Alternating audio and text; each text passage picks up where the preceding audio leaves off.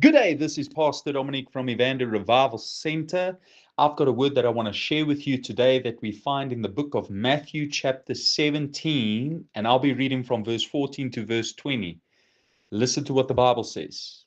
When they came to the crowd, a man approached Jesus and knelt before him. Lord, have mercy on my son, he said. He has seizures and is suffering greatly. He often falls into the fire and into the water. I brought him to your disciples, but they could not heal him. You unbelieving and perverse generation, Jesus replied. How long shall I stay with you? How long shall I put up with you? Bring the boy here to me. Jesus rebuked the demon, and it came out of the boy, and he was healed at that moment. Then the disciples came to Jesus in private and asked, why couldn't we drive it out? He replied, because you have so little faith. Truly, I say to you, if you have faith as small as a mustard seed, you can say to this mountain, move from here to there, and it will move, and nothing will be impossible for you.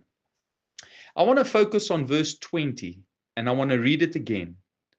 Listen to what Jesus said was the problem to why the disciples could not overcome the devil. Because of your little faith. Jesus did not say God cannot help them overcome. Jesus did not say God won't help them overcome. Jesus did not say that God was powerless, but Jesus did point out that it was the unbelief that was stopping the impossible from becoming possible. There is a saying, if you can identify the problem, then you can get to the solution. The problem in this passage of scripture was a lack of faith. Not the devil, not people, not even circumstances. And Jesus then points out that if you've got faith this size of a mustard seed, you can move mountains. Now, I wonder what is your mountain today? I wonder what is your challenge? I wonder what is coming against you, breaking your heart. I want to speak to you today from this passage of scripture. Now, as we go into the passage of scripture, I want you to consider just for a moment the ministry and life of Jesus throughout the Gospels, Matthew, Mark, Luke, and John. Jesus is the Son of God, God that became flesh and dwelt amongst us. Jesus had a powerful, dynamic ministry. He was one of the greatest teachers, if not the greatest teacher that ever lived in the history of man. In my opinion, he was the greatest preacher that ever lived. And one of the things about Jesus's ministry that I am so fascinated by is the authority that he carried wherever he went. Jesus had such authority that when he finished preaching, people would look at one another and say, who is this man that preaches in such a way that he's got authority? You see, Jesus was empowered by the Holy Spirit. That's what the book of Acts chapter 10 verse 38 says, that Jesus went about doing good because he was empowered of the Holy Spirit. There was an authority that rested upon his life because he had empowerment from heaven. But not only that, Jesus comes not only as the Son of God that is being empowered by the Holy Spirit, he comes to empower. The gospel promotes us to come from a place of victimhood to a place of victory. And I want to tell you that if you truly encounter Jesus and he encounters you, you will receive empowerment. We as Christians, as disciples of Jesus, we were never ever called to be victims.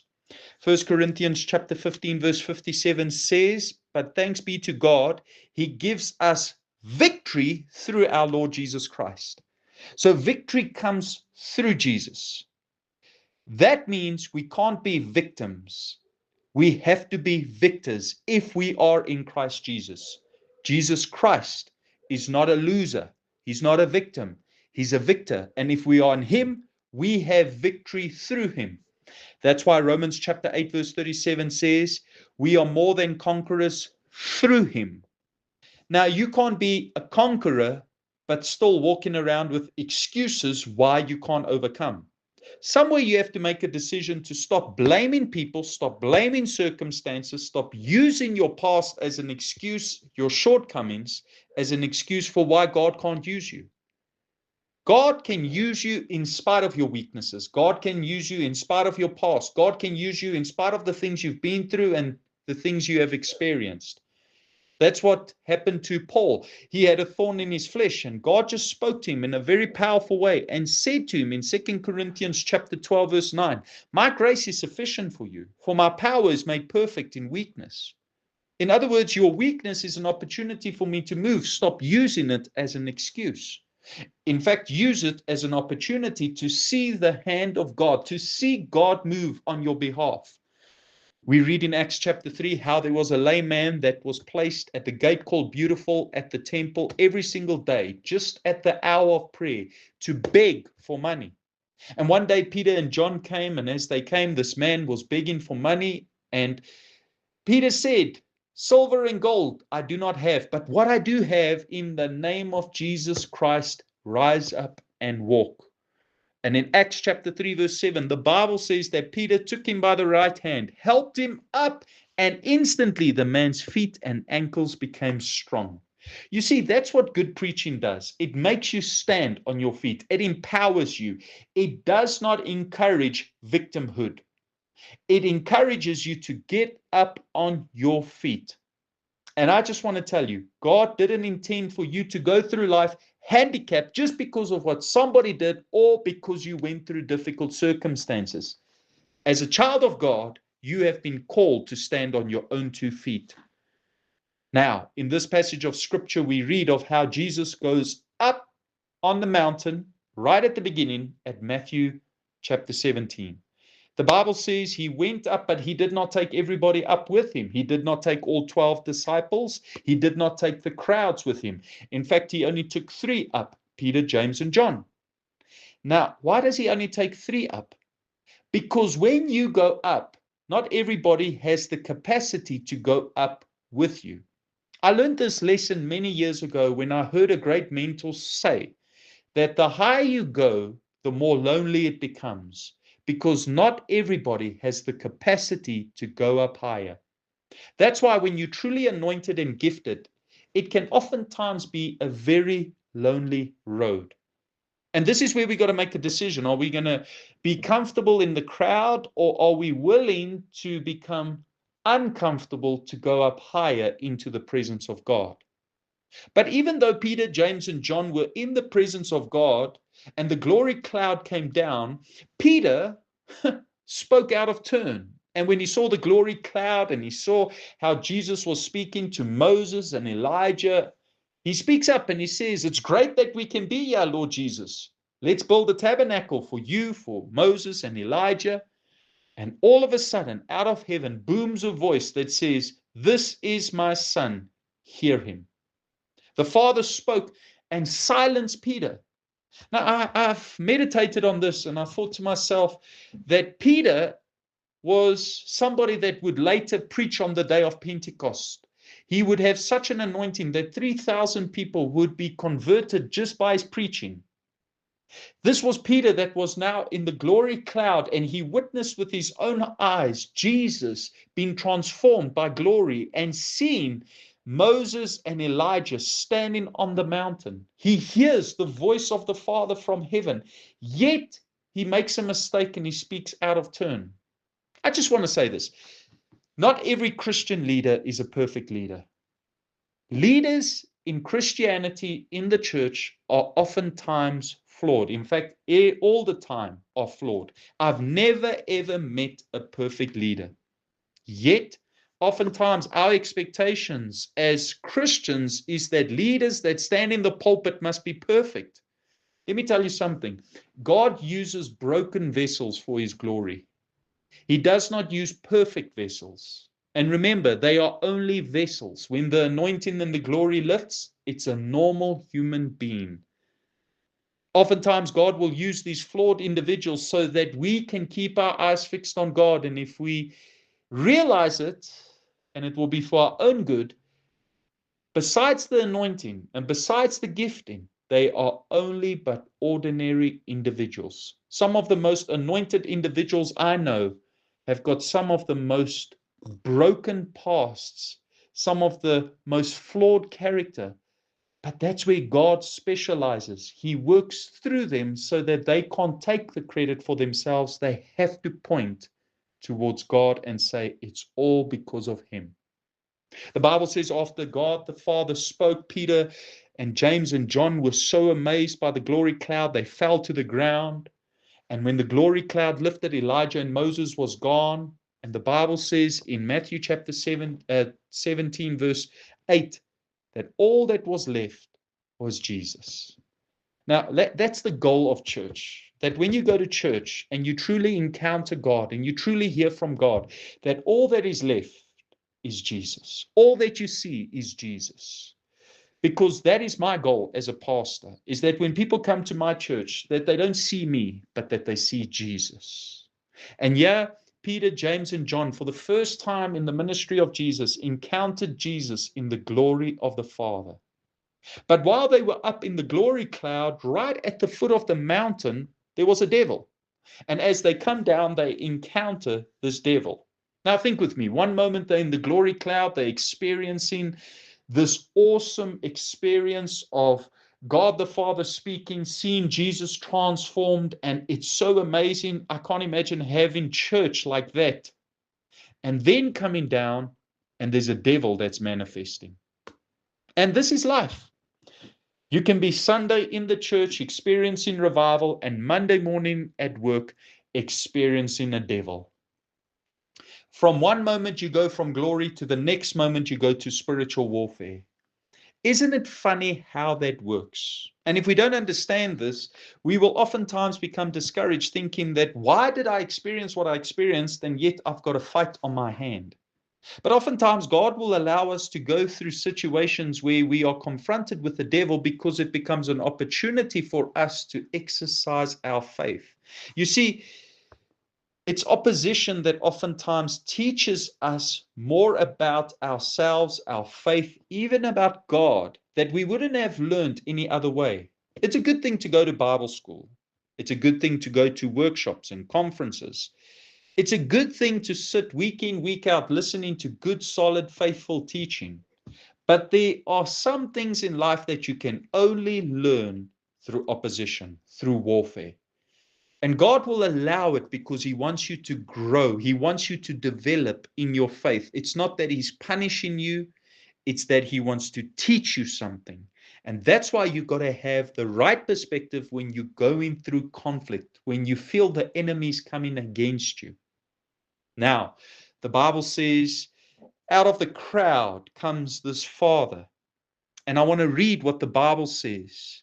This father came and knelt down before Jesus. Matthew chapter 17, verse 14. You know, it touched my heart when I read this scripture because I realized that this was a man who was desperate for Jesus. This was a sign of desperation. And I wonder, how desperate are we for Jesus? How desperate are we to see Jesus move? How desperate are we for a divine intervention in our lives?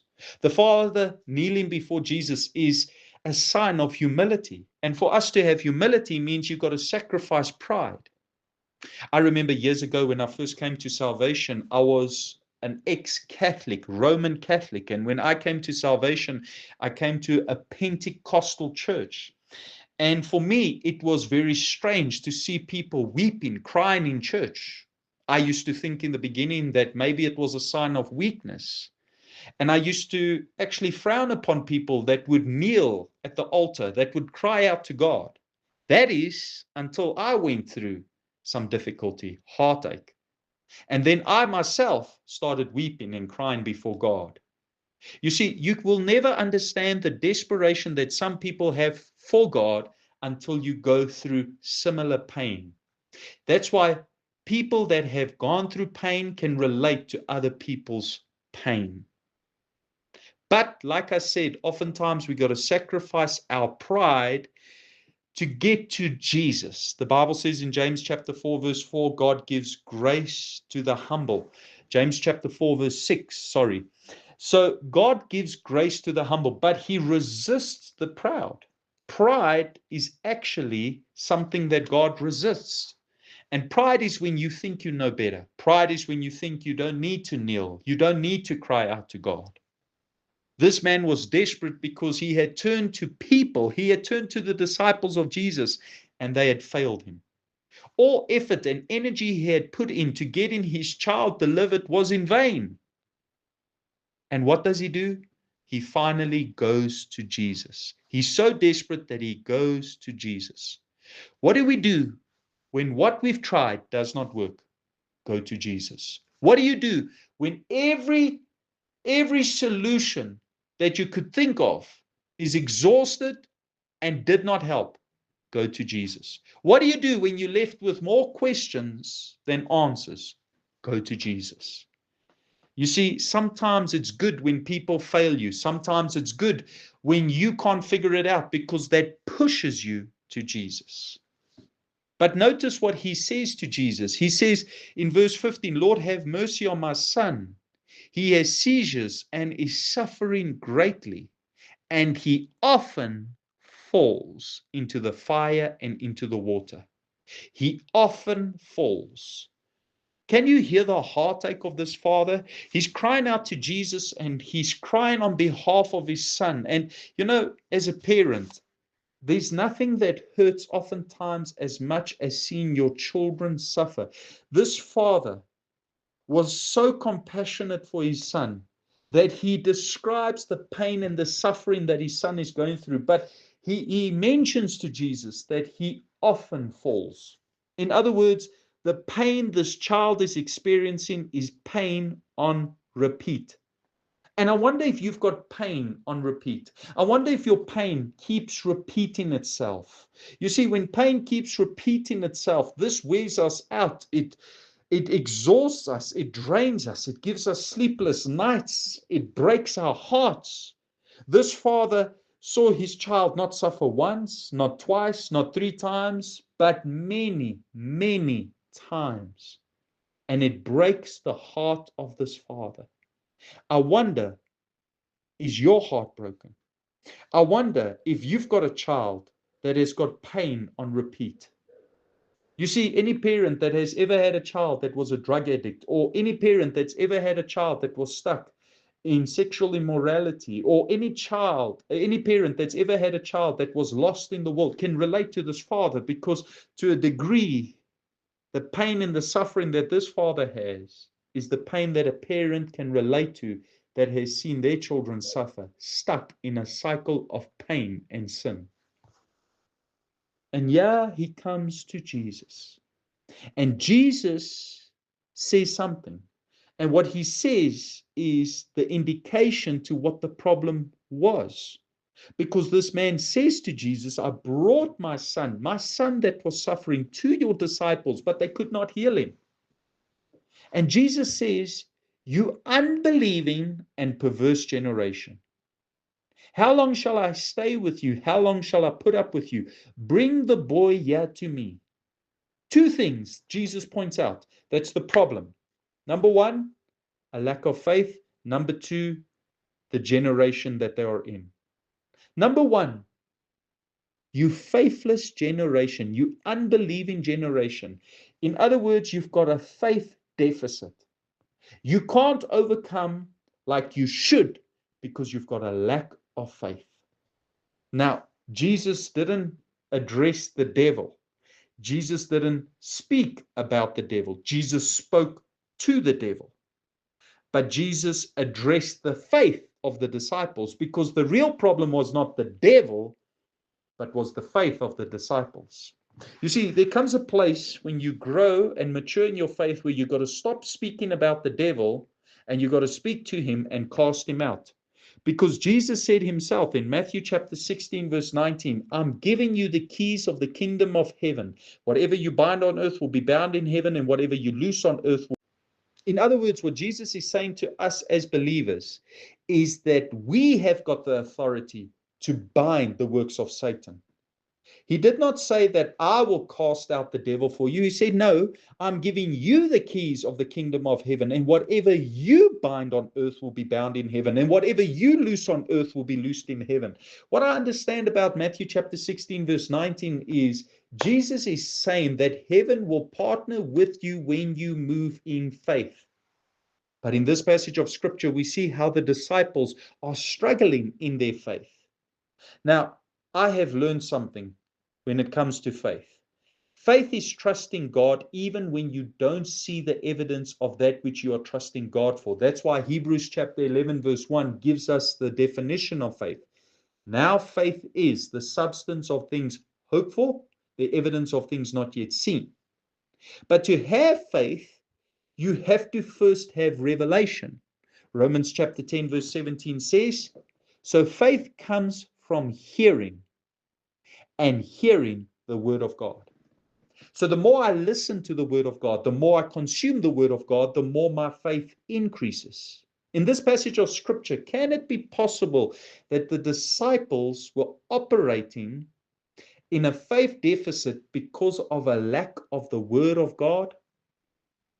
Whenever I go through difficult circumstances and situations, whenever I'm faced with a challenge, I always get as much revelation I can to the challenge or the circumstance that I'm going through. If I'm dealing with something in my body, a sickness or something that I'm trusting God for healing for to manifest, I always focus and meditate on scriptures around healing. If I'm trusting God for provision, I always spend as much time as I can reading up on how God can provide, of how God will provide. I get a revelation locked up in my spirit. Why? Because whatever I focus on, it begins to increase my faith from the scriptures. I want to ask you, do you have the faith you need to overcome the struggle you are going through? If you don't, you need to increase your word intake. The best way I can put it is if you were sick and you went to the doctor and he prescribed for you antibiotics, he would tell you to take it at a certain time every single day for a repeated time period. And the reason why is because the antibiotics would go to work and kill whatever virus or germ is in your system. The word is antibiotics for our soul. Sometimes we've got to increase the intake so that we can overcome the virus, the germ of unbelief. Jesus said, number one, your faith is the problem. But number two, Jesus said, you perverse generation. Your generation is the problem. Your circle, your crowd that you are walking in. That's why we have to be very, very vigilant about who we allow to influence us, who's in our circle, who's in our crowd. Proverbs chapter 13, verse 20 says, he who walks with the wise becomes wise. So who you walk with has got an influence on you. And if you walk with the wise and you become wise, it can also be reversed. If you walk with the unwise, you can become unwise. Whoever you walk with has got a strong influence on your life. Show me your circle and I'll show you where you're going to be in the next 5 to 10 years. Sometimes we've got to get to a place where we just make a decision that we're going to trust God, even if it looks strange, even in our generation. Like Noah. Noah was a man that heard from God. He did what God said, in spite of the fact that his generation was wicked and perverse. Noah was a man that stood alone for God in his generation. I want to stand alone for God, even if it means that people don't agree with me and people think that I'm weird. But I want to be like Noah. I don't want to allow the generation, the culture, the society that I'm living in to have an impact on my faith. No, I want my faith to have an impact on the culture and the society that I'm in. In Numbers chapter 13, we see of how a generation was kept out of the promised land. Why? Because 10 out of 12 spies negatively influenced the nation of Israel. The Bible says that 12 spies went into the promised land for 40 days to scout out the promised land, while 2 million Israelites were waiting at the border of the promised land at Kadesh. After 40 days, these 12 spies came back to give a report, but 10 out of the 12 gave a negative report. The Bible says in Numbers chapter 13, verse 32, they spread among the Israelites a bad report about the land that they had explored. And they said, the land that we explored devours those living in it, and all the people we saw of there were of great size. This negative report influenced 2 million people, a whole generation, and prevented them from going forth and possessing the very land that God had given unto them. A generation, a crowd, a circle hindered the nation of Israel from discovering and experiencing the blessing of God. Don't let that be your testimony. Don't let who you are surrounded with become a hindrance to your faith. So let's recap. 2 problems that Jesus identified. Number 1, a lack of faith. Number 2, the generation, the circle that they were surrounded with. The Bible says that Jesus cast out the demon and the boy was healed immediately. But this puzzled the disciples, and the Bible says in Matthew chapter 17, verse 19, at a later stage, they came to Jesus and asked Jesus, why could we not cast out the demon? In other words, why did it not work for us? Now, this is symbolic of prayer. Them coming to Jesus is a picture of prayer. And when I read this, in a way, I'm encouraged because what they are doing is they are coming and praying. They're crying out to Jesus and asking, Lord, why did it not work for us? I wonder if you've ever prayed a prayer like that. I wonder if you've ever prayed a prayer, why, Lord? Why is it not working? Why did the devil get the better of me? These are the silent prayers, the secret prayers that we don't always pray out loud in church or in front of people. But these are the prayers that we pray and we wonder why. Now, the disciples had failed at casting out the demon. In Luke chapter 10, verse 17, the Bible says that they were used to casting out demons in the name of Jesus. So they had previous experience of casting out demons, and demons submitted unto their authority. But for some or another reason in Matthew chapter 17, this demon did not submit unto their authority. This demon was stubborn, and it showed them up, and they felt like a failure. Could it be that they were operating according to a formula, a religious way of thinking? They were trying to repeat what worked in the past, in this moment, in this season. Let me just say this. Every season, every moment, we need to have a new strategy. That's why we've got to constantly go to God and not take it for granted that what we did yesterday is going to work today. Every season demands a new strategy, a new approach. That's why if you read 2 Samuel chapter 5, the Bible says that David was at war with the Philistines. And as he was at war with the Philistines, they came up against him to, attack him, to capture him because he became king over the whole nation of Israel. But David was able to defeat the Philistines not once but twice because he kept going to God, asking God for a strategy. David had 2 different strategies to fight the same enemy. He did not use the same strategy.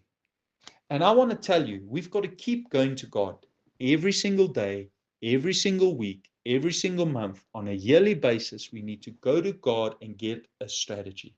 We need to hear from the Lord. Lord, what is it that we need to do in this season? Jesus actually said to them, this kind does not come out except by prayer and fasting. Matthew chapter 17, verse 21, King James Version.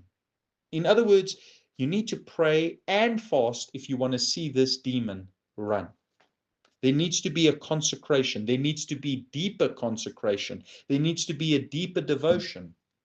Now, I just want to say this. The more and more I walk with God, the more and more I realize there's so much for me to learn. There's so much more for me to experience. And there's a deeper level of consecration that I need to strive for. We can all do better. We can all pray more. We can all read the Bible more. But if we're going to begin to coast and idle in our faith, the devil will get the better of us. Child of God, God doesn't want the devil to beat you up. He doesn't want you to keep going through a repetition of pain. Somewhere you need to get to a place where you're sick and tired of being sick and tired, and you say, devil, it's enough. I'm a child of the Most High God. I've been called from a place of victory. I will overcome. Jesus then finally says to the disciples, and I want to read again what Jesus said in Matthew chapter 17, verse 20. He says, truly I tell you, if you have faith as small as a mustard seed, you can say to this mountain, move from here to there, and it will move. And nothing will be impossible for you. I love that. Jesus says the key to seeing the impossible become possible is faith. And then he uses an example, even faith the size of a mustard seed.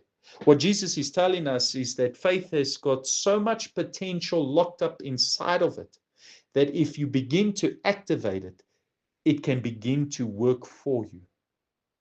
Now, mustard seed was the smallest of all seeds in the generation that Jesus was when he was here on earth. Now, Jesus spoke to a generation that understood agriculture. Jesus spoke to a generation that was very familiar with seeds. Jesus spoke to a generation that knew all about sowing and reaping.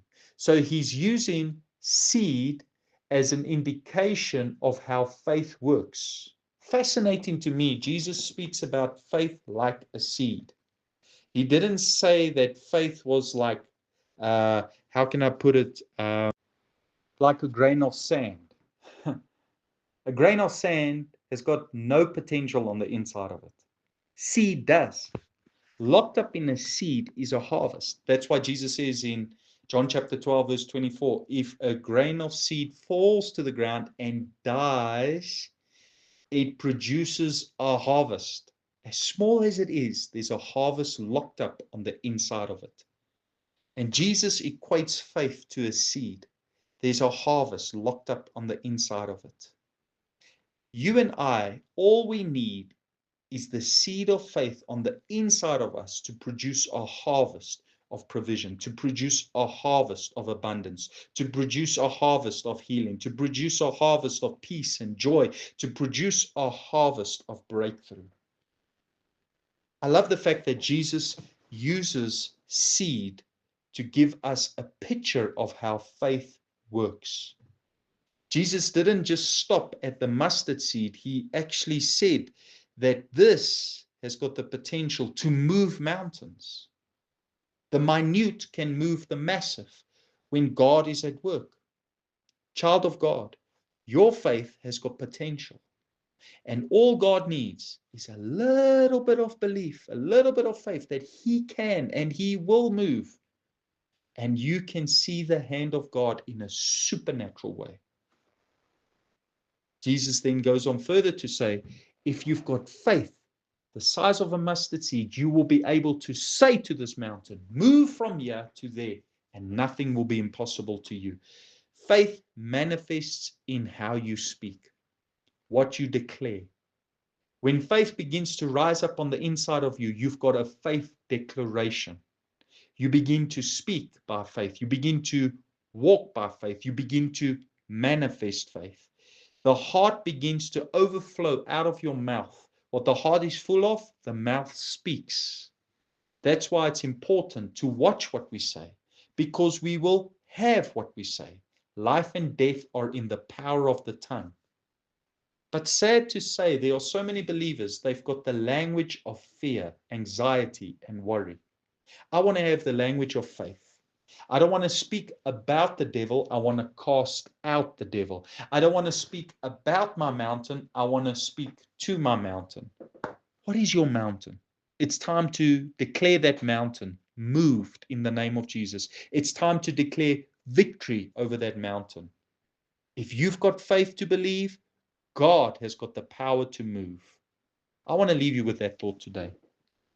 God wants you to have mountain moving faith. And all He's asking you to do is to trust Him, to see how He can move on your behalf. Get more of the Word of God in you. Surround yourself by people that have got faith and are speaking faith. And as you do, you'll begin to see how you grow and how faith becomes a harvest in your life. This is Pastor Dominique. Thank you so much for taking the time to listen to this word. God bless you.